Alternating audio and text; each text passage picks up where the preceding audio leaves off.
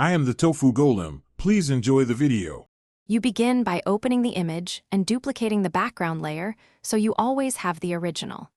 Use zoom to 100% to clearly see the letters or watermark you will remove, because small details matter.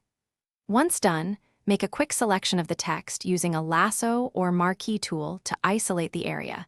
This speeds the next step. You do this now to avoid accidental changes outside the target region and to prepare for accurate content-aware filling or cloning. You now perform the actual removal using the tool best suited to the background. Content-aware fill is fast for gradients and simple textures, while the healing brush blends edges. Choose clone stamp when repeating patterns require precise sampling. Make small passes and resample frequently so you match local color and grain.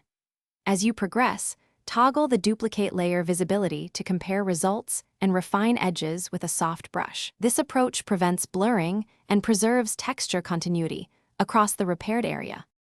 You finish by refining the repaired zone. Apply subtle noise, grain, or sharpening to blend the fix into the rest of the photo, and use dodge and burn lightly to match local contrast. Once satisfied, save an editable layered file and export a flattened copy for sharing. If something looks off, undo to the duplicate layer and reclone or heal the problematic patch, because repeated small adjustments are better than one aggressive fix. This final pass ensures the edit is invisible and natural. Thanks for watching. Consider subscribing if we helped you today.